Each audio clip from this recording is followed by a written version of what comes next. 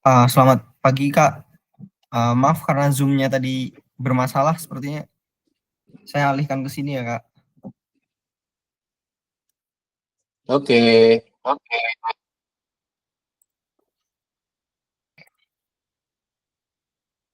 loh kalau ke Pak Ahdi bukan Zoom. Gimana Pak? Maaf. Itu Pak Ahdi nanya, emang bukan Zoom ya? Bukan Google Meet ya, Zoom. Apa dia dapat link beda? Iya tadinya Zoom. Bentar Pak.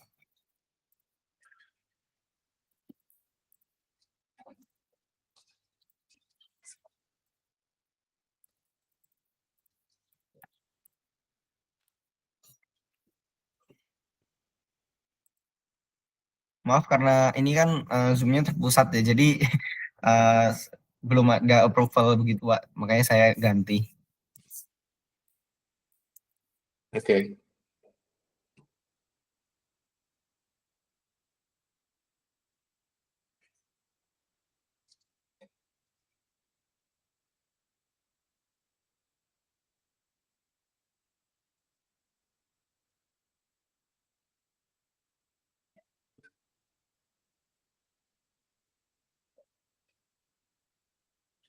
mungkin bisa akan selesai lebih cepat kayaknya dari jadwal. Oke, Halo Pak siap Ahdi. Pak. Selamat pagi Pak.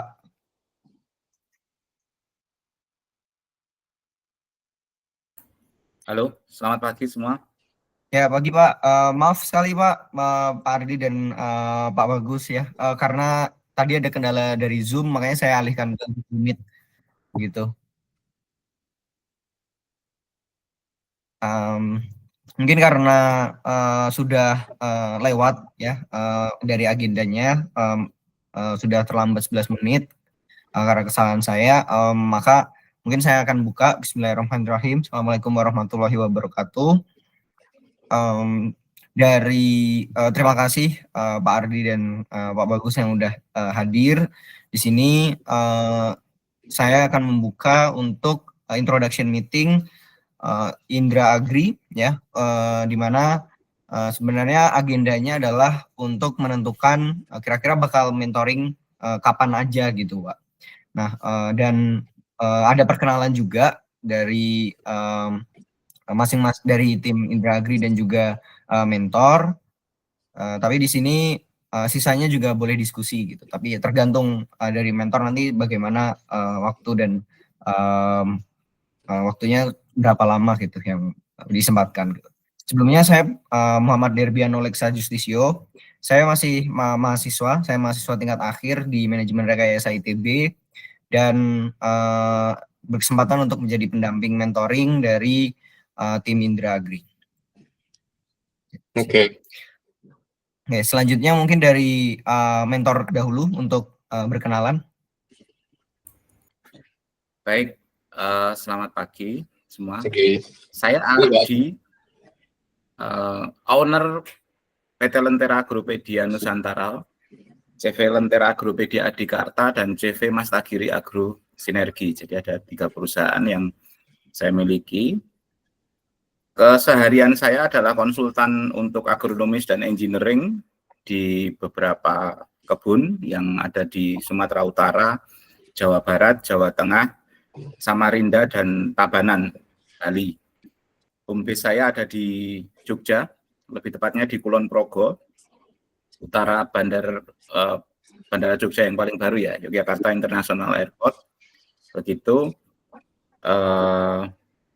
Saya juga asesor Badan Nasional Sertifikasi Profesi untuk 8 kualifikasi keahlian. Jadi ya mungkin saya bisa bantu di sisi bidangnya Indra Agri, yaitu modern farming.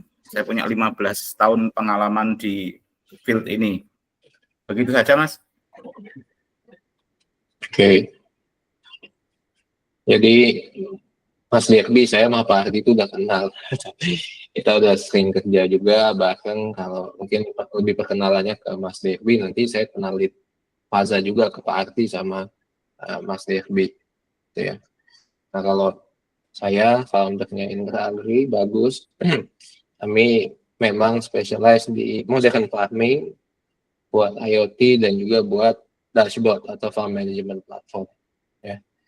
Terus di program ITB kali ini akan mengeksekusi F&D cabai. Ya, sebelumnya mungkin udah sempat mention Pak Ardi, F&D cabai apa, cabai rawit. Nah, itu ada di lahannya mitranya Amazing, Pak Ardi.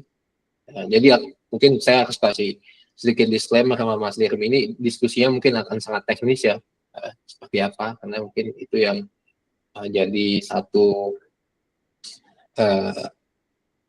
keahlian dan juga ekspertisnya Pak Ardi gitu ya. Di sana tuh mau nanam cabai rawit Pak Ardi. Nah ini Faza adalah head agronomisnya. Nah, head agronomisnya yang udah banyak juga kerja di beberapa tempat gitu ya. Nanti Faza silakan mungkin kenalan dulu, baru nanti dijabarkan set percobaannya seperti apa gitu kan. Nanti mungkin kita diskusinya ke arah situ aja Pak Ardi sama Devi. Monggo Faza, asalnya dari mana? Faza ini orang Jawa Tengah juga, tapi mungkin kenalan juga sama Pak. Monggo. Baik, Assalamualaikum warahmatullahi wabarakatuh. Salam. Ya, selamat pagi. Terima kasih Mas Bagus. Izin perkenalan Bapak dan semuanya Mas-Mas juga ini. Saya Faza, untuk asal saya dari Kalimantan Mas dan Bapak. Jadi kalau untuk domisili saya di Kalimantan, cuma lama di Malang karena studi saya di UMM sama di Brawijaya kemarin.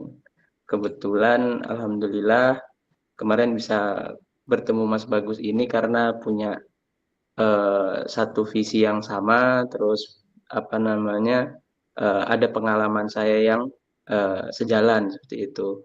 Seperti itu sih. Untuk singkat perkenalannya mungkin itu dulu, Pak.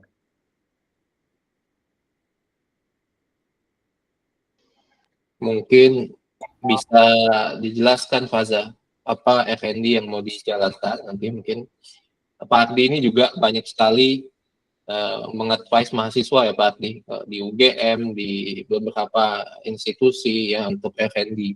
Jadi akan sangat menarik insight-nya. Monggo Mas. Baik, terima kasih. Alhamdulillah ini bisa bergabung di sini. Semoga dapat masukan banyak Bapak. Sambil berjalan juga saya sambil belajar sama petani-petani lokal juga di Cipadas ini di area penelitian. Jadi penelitian kami itu saya set untuk penelitian untuk sekiranya nanti relevan sama petani di lapangan. Jadi dan lebih mudah untuk perlakuannya. Jadi saya bikin ada 3 perlakuan Pak. Jadi fokusnya itu untuk input di tanahnya, untuk pupuk dasar. Jadi fokusnya gimana sih mitigasi kebutuhan nutrisinya sama antisipasi patogen kemungkinan yang ada nanti di tanah yang nyebabin untuk penyakit di cabai yang sering. Karena kalau dari pengalaman sama kalau sharing-sharing sama petani kan untuk penanaman cabai rawit itu momok paling besarnya adalah penyakit pada saat sudah masuk fase generatif kayak gitu. Kemudian kalau di vegetatifnya ya umumnya adalah keriting, terus virus itu. Jadi sebenarnya saya fokuskan untuk di persiapan dasarnya kayak gitu. Jadi perlakuannya yang pertama itu kita set untuk penggunaan pupuk, terus olah lahan, model petani sekitar. Jadi yang sering digunakan sama petani seperti itu. Jadi umumnya petani di sini masih menggunakan sebagian ada yang pupuk subsidi, cuman sekarang udah kebanyakan beralih ke seperti yang Ponska 15-15 itu. Kemudian set kedua itu karena kita ada target untuk bisa bermitra sama perusahaan kayak gitu. Jadi kita coba menggunakan pupuk input yang berkualitas. Kita pakai dari pupuknya Merauke gitu. Nanti kedepannya ya ada harapan-harapan kayak gitu. Ada hasil yang lebih baik. Oh, petani bisa lihat harapannya ke lahan penelitian, terus hasil dari penelitian kita juga bisa kita paparkan ke Merauke untuk pembuktian kayak gitu ya, bisa bermitra lah kayak gitu, sharing-sharing.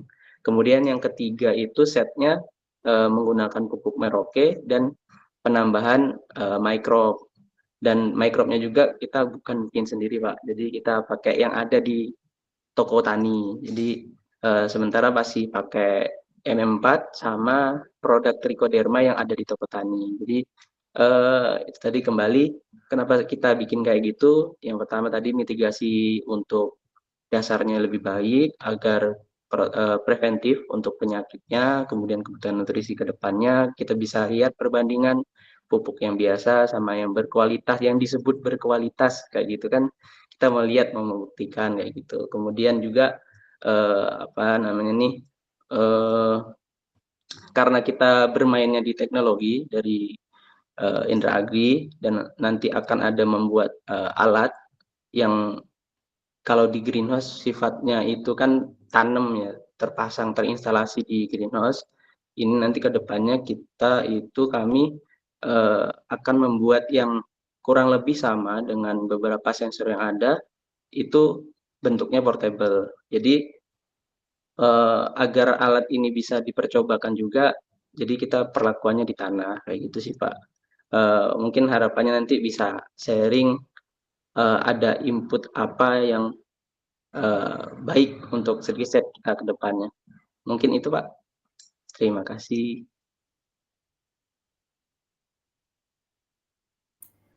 Baik, ini langsung ngomong aja gitu, Mas Derby atau gimana?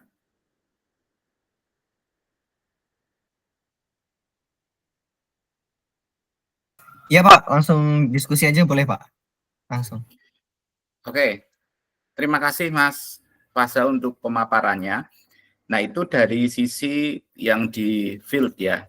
Saya pengen lihat apa yang dipersiapkan oleh Indra Agri yang tadi katanya mau bikin something begitu yang portable. Mungkin Mas Bagus bisa berikan penjelasan ke saya gitu. Jadi Pak, salah satu goal Science Agri itu bikin sensor portable buat dipakai di lapangan ya. Jadi sehingga ngecek pH, ngecek NPK, ngecek apa yang namanya parameter buat MC ya, itu bisa dites juga di situ. Jadi pengen ngetes nanti dengan adanya percobaan ini sekalian ngetes performa sensornya seperti apa. Sebelum ini nanti jadi produk yang komersial ya Pak. Nah, kedua, nanti ini akan di-pack sama data lingkungannya. Jadi data lab-nya ya. Bisa jadi itu kita mau lihat pola di tanah itu CN rasionya akan seperti apa, mulai dari tanam sampai mulai setelah tanam ya. Nah, nanti akan dilihat juga bisa nggak kita ngeprediksi CN rasio ini yang berkurang dari sensor yang kita pasang. Gimana caranya itu kita masih belum nemu, tapi ke arah situ tuh nanti si instrumentasi yang mau dibuat. Jadi ada alat alat ukur handheld. Kedua, yang Faza tadi belum ceritain juga, sedang dalam tahap pengembangan buat bikin weather station yang portable juga Pak. Jadi nanti selain data yang di bawah, capaiannya adalah bisa ngetes weather stationnya yang bisa ngelihat sekitar ya, kayak ada wind speed di situ, UV bahkan kita mau cek, lalu ada light intensity seperti biasa, ini juga akan dipasang. Nah kedepannya nanti ini jadi bisnis model baru yang kalau ini set percobaannya bagus, jadi petani sekitar itu bisa pakai dengan model weather station, misalnya dia harus bayar atau dia harus mungkin dapat info ya, ini ada bisnis model baru yang mau dikembangin di dua instrumentasi ini. Jadi itu dari segi instrumentasi Pak. Nah dari segi farm management platformnya itu sebenarnya yang mau dilihat workflow-nya Pak. Workflow dari cabai ini, dari 3 percobaan tadi, mau dilihat mana sih yang yang bisa diadopsi dengan petani dan bisa diadopsi ke si farm management platformnya. Faza tadi nge-set ada yang model petani, ada yang model penambahan input lebih, ya Pak ya. Nah, yang sebenarnya mau dicek adalah selain tadi ketahanan terhadap penyakit, kalau misalnya inputnya lebih banyak, profit margin-nya akan kelihatannya kemana nih? Benar nggak sih input lebih banyak, produktivitas si cabenya itu juga lebih banyak. Bisa jadi input lebih banyak, peningkatan produktivitasnya nggak segitu besar ternyata. Nah, jadi akhirnya nanti kan yang diadopsi itu workflow yang petani aja dengan penambahan input-input yang sebenarnya bisa kurangin. Itu Pak sebenarnya goals untuk Indra Agri-nya. Gitu. Baik, oke. Sementara boleh saya simpulkan begini. Yang pertama berarti apa yang mau dibikin oleh Indra Agri adalah apa yang sudah ada di greenhouse sekarang, tapi versi open field-nya ya, konvensionalnya.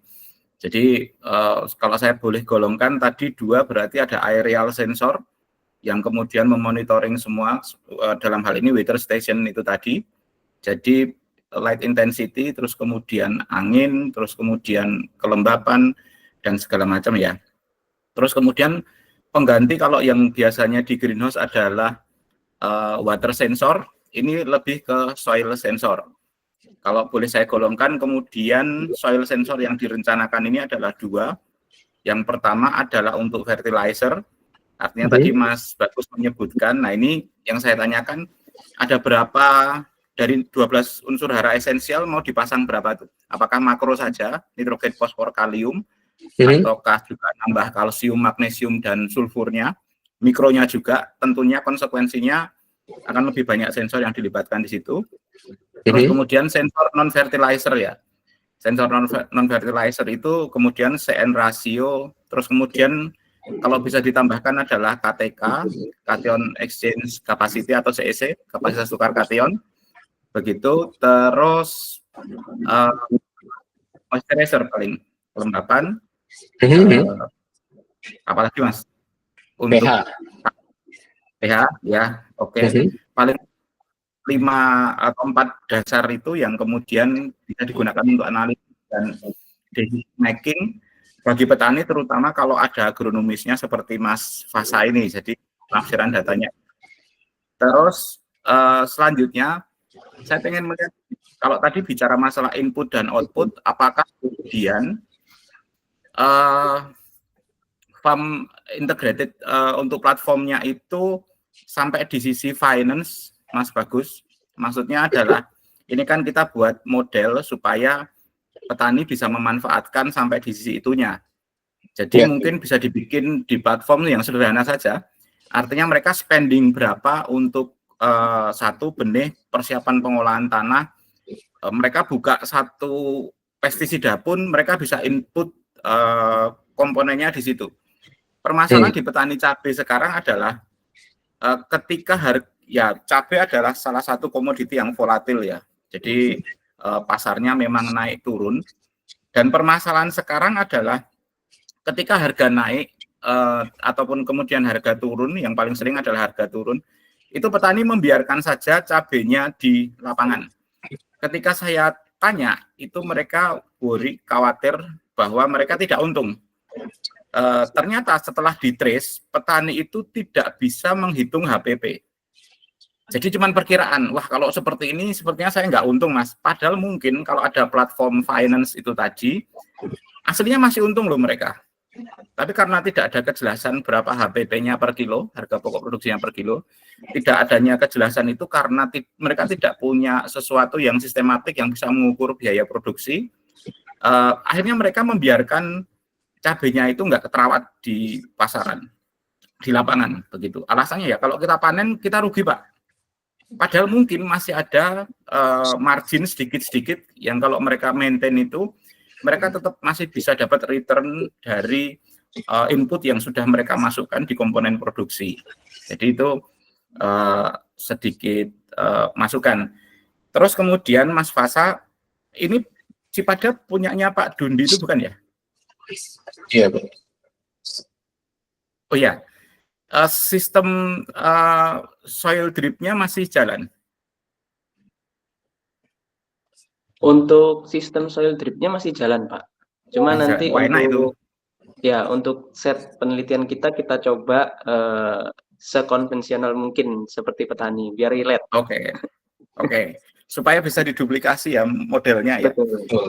Oke, dari awal hipotesis disusun, apakah sudah ada target yield-nya, entah itu per meter square atau per plant? Target itu ada, Pak, di per tanamannya. Jadi untuk 1,5 kilo? Untuk target di segitu, Pak, di 0,5 kilo. Cuman untuk minimal hasil ada di 300 gram per tanaman kayak gitu. Oke, maksud saya adalah kalau sudah ada prediksi 1,5 kilo per tanaman dan sebentar. Ini setting penelitiannya karena waktu untuk pendampingan ini berarti total 2 bulan ya. Berarti nggak sampai tanaman selesai ya, Mas, kalau cabai. Betul. Oke, berarti nggak bisa ditarget full 1,5 ya. Ya 300 angka yang cukup realistis sih. Karena posisinya sudah ditanam sekarang. Belum, Pak, masih di persemaian. Kita juga minggu depan masih prepare untuk olah lahan sih.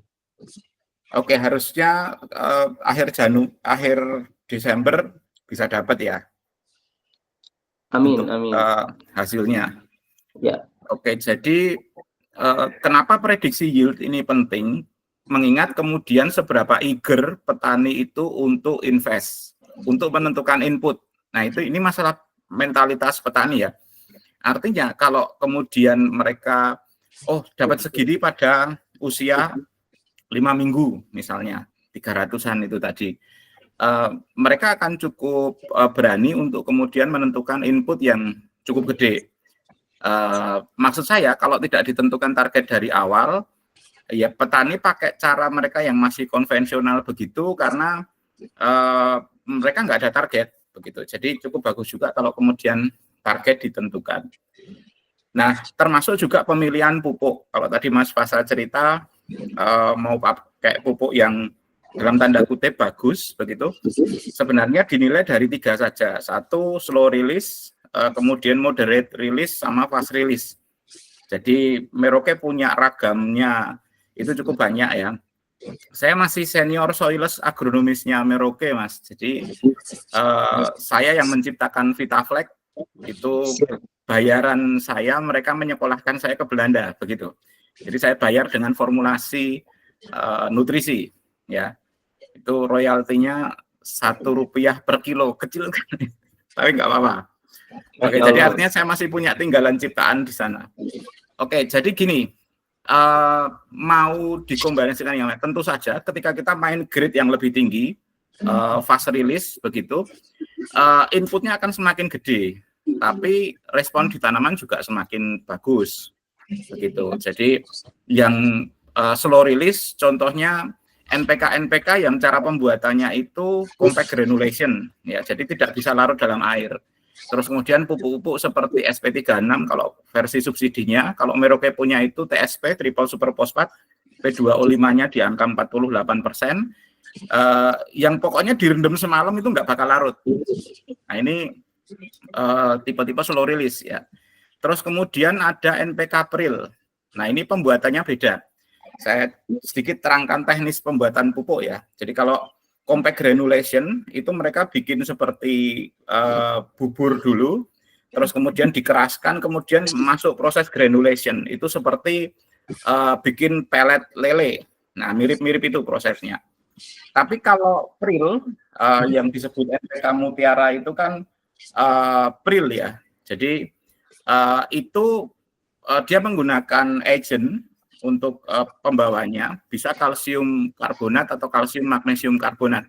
Dilepaskan dari tower 20 meter, di tengah jalan kemudian dispray menggunakan nitrogen cair, fosfor cair, kalium cair.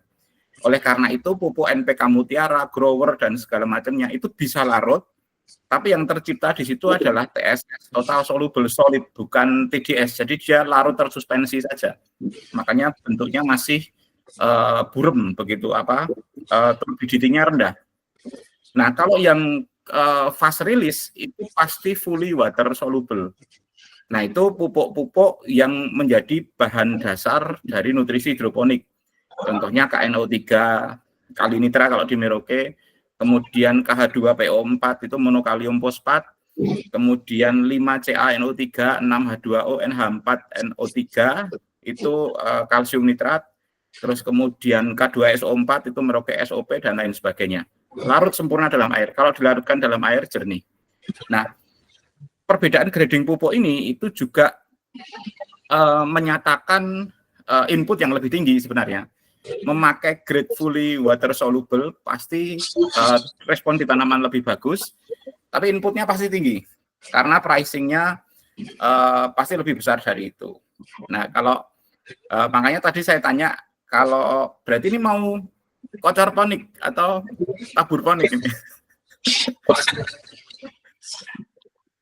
Masih kocor ya? Atau kombinasi ya? Oke, kombinasi. Artinya benar-benar dicari yang bisa diduplikasi oleh petani kan. Nah, dari situ. Nah, saya tertarik kemudian tadi ketika Mas Bagus cerita mau pasang sensor. Paling tidak kalau 3 makro primernya itu ada sensornya. Kalau di tanah kan status pemberiannya gini. Perbedaan kalau hidroponik itu nutrisi harus diberikan lengkap satu paket, makro, mikro, esensial itu harus diberikan jadi satu. Tapi kalau di tanah itu karakternya adalah boleh bergantian. Hari ini kita berikan dulu misalnya ZA, amonium sulfat untuk N-nya, besok kita berikan MKP untuk P-nya, besok kita atau MAP kalau masih vegetatif, besok kita berikan KCl atau K2SO4 untuk K-nya, itu boleh. Karena karakter tanah itu kan pemaaf begitu. Jadi yang menjadi PR selama ini di tanah adalah ketika sudah ada studi literatur awal, misalnya removal atau uptake dari cabai, itu untuk nitrogen sekian ton per hektar, fosfor sekian ton per hektar. Nah, itu kita mau berikan dalam jangka waktu apa, kapan ngirimnya. Jadi kita bisa saja masukin nitrogen 100 kilo per hektar hari ini, begitu. Tapi apakah timingnya tepat? Begitu. Ketika sudah mulai berbunga, nanti malah blossom drop, bunganya runtuh, begitu. Jadi Indra Agri di sini mungkin ya kebagiannya adalah providing data akhirnya di petani. Terus kemudian apa yang dilakukan sebaiknya, jadi gini, yang saya bayangkan modelnya adalah konsultan pertanian versi platform. Sama seperti yang sudah dilakukan Indra Agri selama ini, cuman kalau di tanah mungkin lebih complicated ya, advice yang diberikan di petani. Jadi di platform itu, misalnya sensor nitrogen menunjukkan kondisi sekian, artinya mereka harus segera deliver itu dalam 1-2 hari terakhir. Dan deliverynya berapa gram per meter persegi, nah itu bisa dilakukan begitu. Banyak petani kita yang benar-benar buta sekali masalah pemberian pupuk. Semua sales yang datang di kebun, mereka pakai pupuknya. Entah yang aliran abal-abal maupun yang benar-benar profesional. Nah, ini menjadi masalah. Artinya kita tidak mengajarkan ke petani itu brand, tapi yang kita ajarkan adalah nilai uptake, terus kemudian potensi yield, terus bagaimana mereka mendelivery hara itu situasional sesuai dengan climate yang ada. Otomatis kalau mau hujan, jadi sensor menunjukkan bahwa biasanya VPD gede ya, vapor pressure deficit, kalau sudah menunjukkan gap antara kelembapan dan suhu itu gede kan mau hujan itu. Jadi gerah dan segala macam. Nah, ketika diprediksi 2-3 hari itu hujan deras, mungkin pemupukan yang sifatnya side dressing itu sedikit dikurangi karena pasti leaching. Leaching itu karena beberapa hara itu muatannya negatif, misalnya NO3-, H2PO4-, SO4-2-, itu kalau stay di tanah pasti nggak bisa terikat di koloid kan. Jadi kalau kena air hujan pasti akan melimpas. Lain dengan kation. Kalau kation karena tanah itu muatannya negatif, dia akan stay di situ.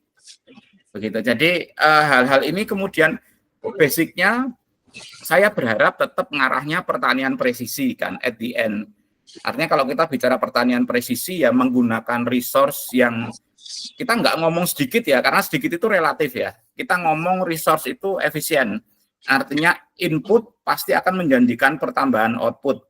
Begitu rule of thumb-nya kurang lebih begitu. Nah ini mungkin masukan awal ketika kita melakukan pertemuan pertama ini.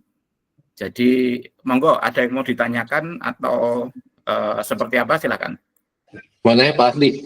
Itu yang tadi yang 1,5 kilo per pohon itu cabai keriting ya Pak? Atau kalau rawit kayaknya nggak segitu ya Pak? Rawit lebih dari itu Mas. Cuman kalau timingnya. Ya, Oh, kalau rawit kita pelihara umur panjang sampai mungkin di fase pembuahan kedua bisa kekejar segitu.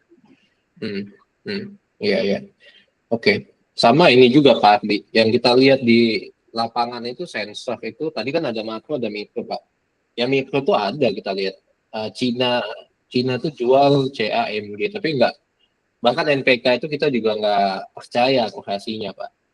Jadi yang mau dilakukan pertama itu adalah untuk NPK nanti harus diuji tanahnya.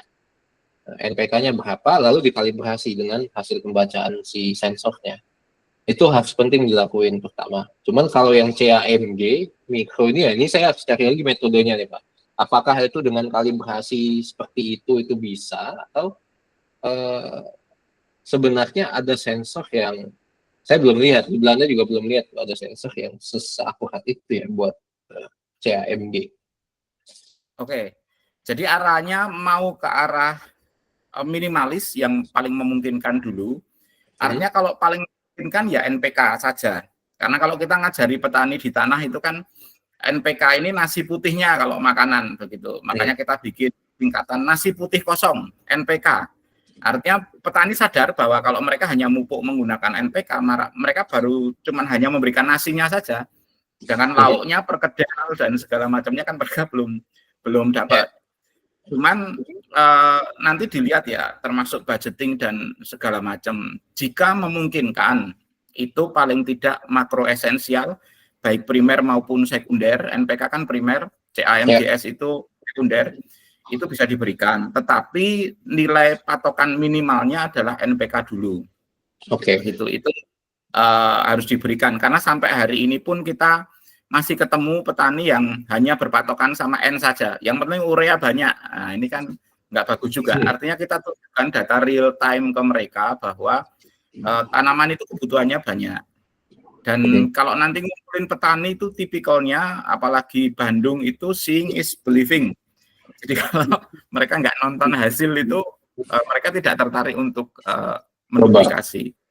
Itu. Jadi hal-hal seperti itu yang mungkin jadi pertimbangan dulu Mas. Kalau memungkinkan CA, MG dan S itu bisa masuk. S nggak usah, mungkin nggak apa-apa karena S sifatnya given ya. Belum lagi Cipada itu dapat masih hitungannya tanah vulkanis lah. Karena dulu ledakan Gunung Tangkuban Perahu Purba itu masih menyisakan sulfur cukup banyak. Dan sulfur itu kan nggak ada defisiensinya itu cukup kecil sekali, kecuali tanaman-tanaman yang memang mensyaratkan sulfur tinggi. Begitu untuk cabai enggak, sulfur C itu dia tidak terlalu fokus terhadap sulfur.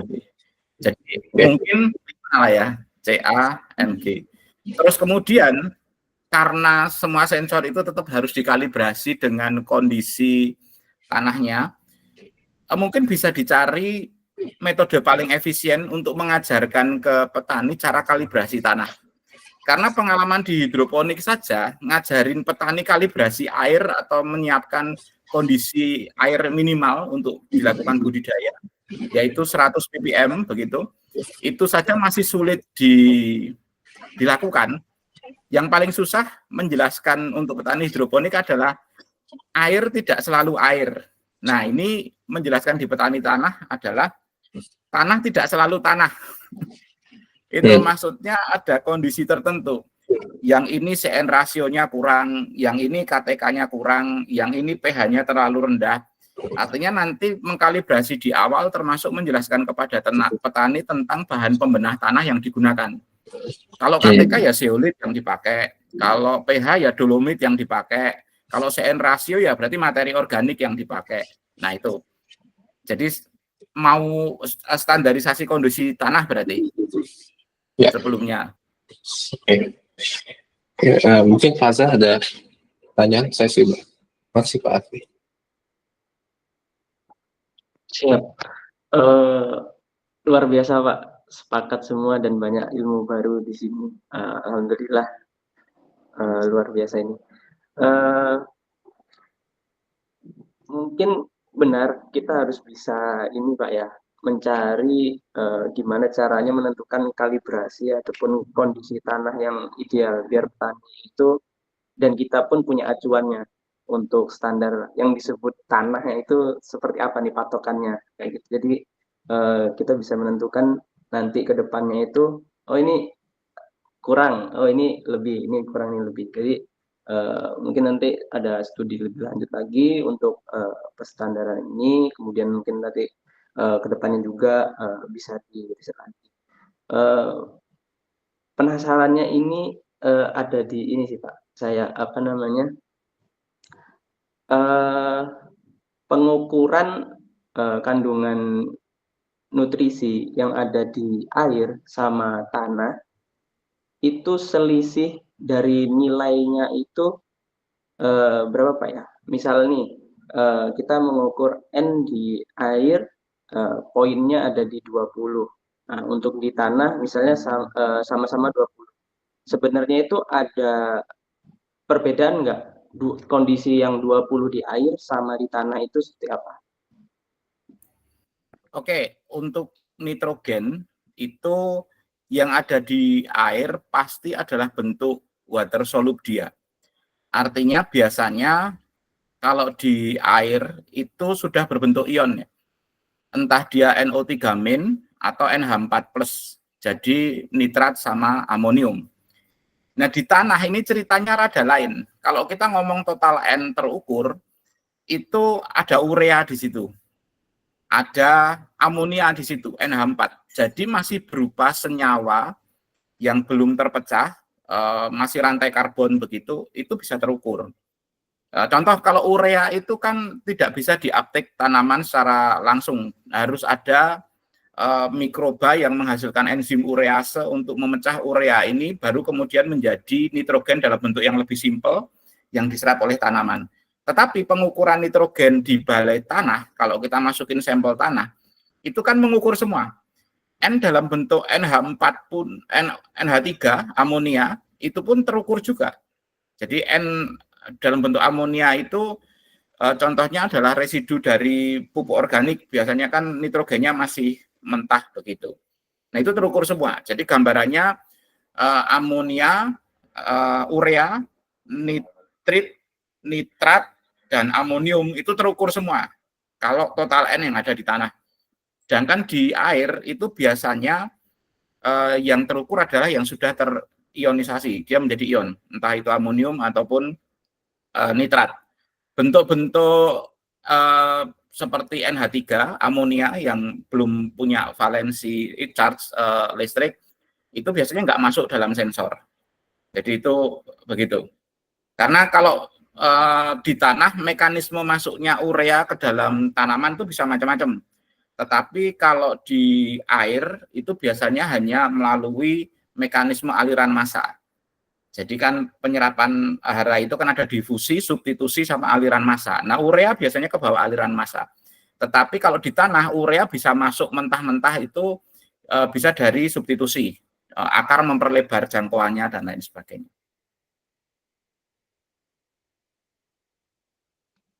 Baik Pak, berarti asumsinya itu di poin yang sama di antara tanah dan air, itu untuk nilai N ketika kita mengukur, asumsinya itu N itu berada di bawah poin dari nilai yang dimunculkan dari hasil penilaian sensor itu. Kayak gitu Pak ya? Ya, nanti bentuk koreksinya seperti apa itu teknis Mas Bagus ya. Karena gini, N di air itu susah lepas, dia stay karena bentuknya ion. Sedangkan yang di tanah, kalau kita ngomong NH3 amonia, itu bisa lepas jadi gas N2, akan puyeng kalibrasinya. Nah itu, bahkan sudah berbentuk N fertilizer pun, kalau dia nggak segera diuptake, dia bisa rilis ke udara, begitu. Ya, kalau di air tuh ada total amonium ya, nitrogen, NH3 sama NH4. Ya. Kalau di tanah saya tuh nanti harus baca lagi tuh. Tapi itu concern yang menarik ya, Mas. Terus kemudian saya juga pesen tambahan salinity, Mas Bagus.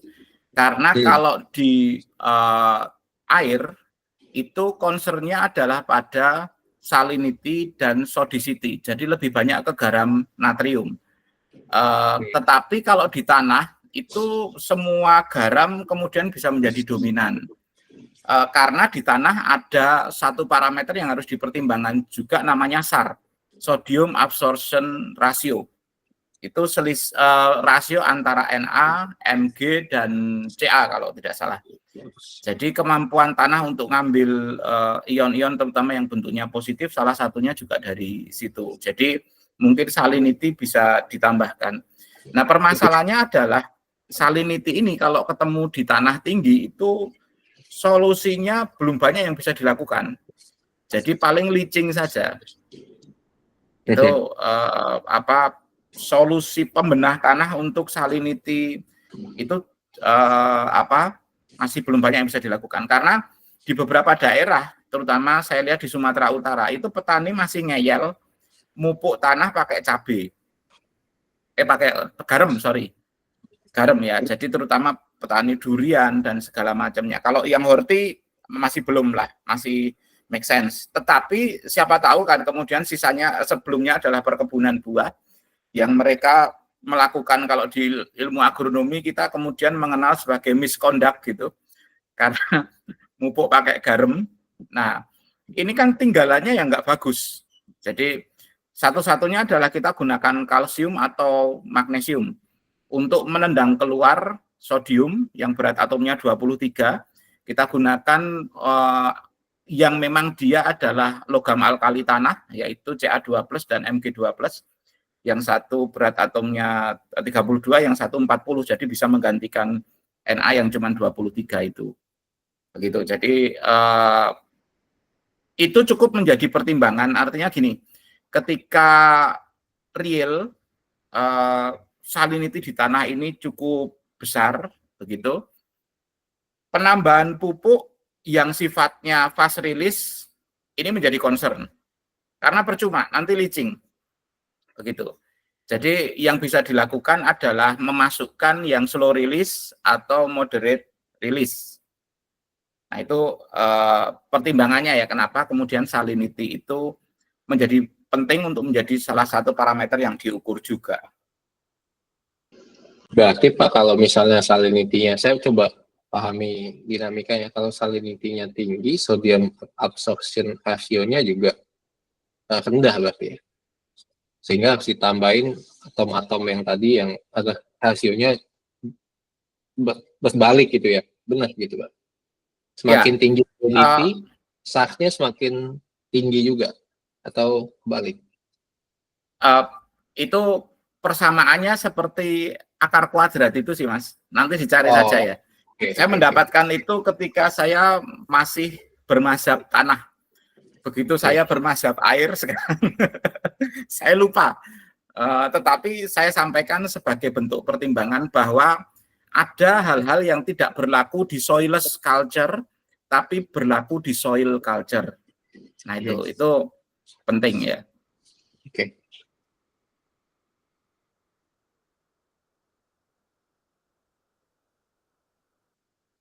Ada lagi? Silakan. Jadi paling begini Mas, besok untuk pertemuan kedua, ini kan kita menggodok konsep dan segala macam.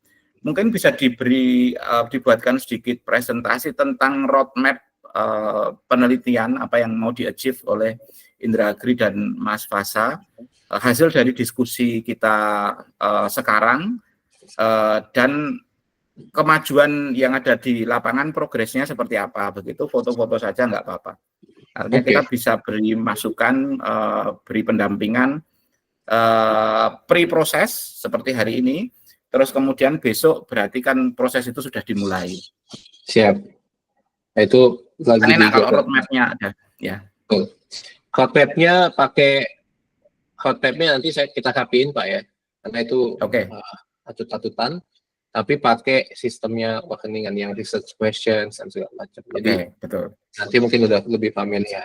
Tinggal nanti ditambahin fase kemajuannya seperti apa. Kemarin udah nyemai, udah matiin rumput ya. Milestone-nya ya. Milestone-nya.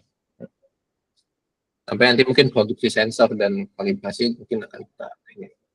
Memang nggak tahu Mas Derby pertemuan kedua tuh kapan? Boleh dari Pak Ardi dan tim Indra Agri dulu, ada ini nggak? Ada usulan tanggalnya? Karena sebenarnya cukup fleksibel sih Pak. Kalau mau besok juga bisa, kalau mau minggu depan di Sabtu juga bisa gitu. Jangan. Faza mungkin sesuai ini kali ya. Mungkin sesuai pindah polanya Faza aja kali ya. Kapan mulai tanam, kapan mulai mining data, itu mungkin jadi sesuatu yang kapan persiapan lahat gitu ya. Coba Mas. Iya. Mungkin nanti biar progresnya terasa itu kan sekarang emang prepare kayak gitu. Nanti mungkin pertemuan selanjutnya pada saat step kita antara ketika olah lahan atau antara pada saat pratanam itu. Jadi biar ada ininya sih, di setiap progres step-stepnya itu fasenya ada diskusi. Kurang lebih berapa minggu depan atau bagaimana Mas? 2 minggu lah itu. Ya. Oh, At least ya pas okay. 2 minggu kali ya Mas. Ya. Kurang lebih segitu. Siap. Oke. Siap, mungkin gitu. Oke, kalau masih ada yang kalau masih ada yang mau didiskusikan boleh loh Pak sebenarnya. Enggak, kan itu mau visit ya, mau lihat site dan segala macam. Itu saya sama Mas Bagus ada acara di Jogja tanggal 4. Iya. Oh, begitu. Baik. Jadi mau sekalian nggak apa-apa, maksudnya sekalian begitu kalau mau. Kemarin katanya mau lihat kan? Iya, benar Pak. Itu kebetulan memang dari tim panelisnya sendiri ya, yang DKST nanti akan saya sampaikan untuk permasalahan tersebut. Baik, kalau memang sudah tidak ada yang didiskusikan, tadi juga saya nggak ngomong secara lisan, tapi saya izin untuk didokumentasikan melalui record. Terima kasih telah menyempatkan waktunya hari ini ya Pak, dan tim Indra Agri semoga sukses selalu. Saya tutup. Assalamualaikum warahmatullahi wabarakatuh. Terima kasih Pak Ardi, terima kasih Derby, terima kasih semua. Terima kasih Pak. Mari. Oke.